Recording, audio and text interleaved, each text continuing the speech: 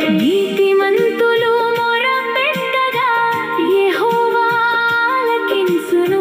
వారి శ్రమలన్నిటి నుండి విడిపించును.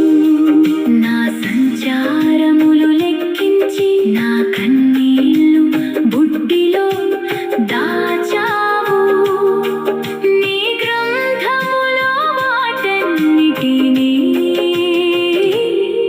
లిఖించి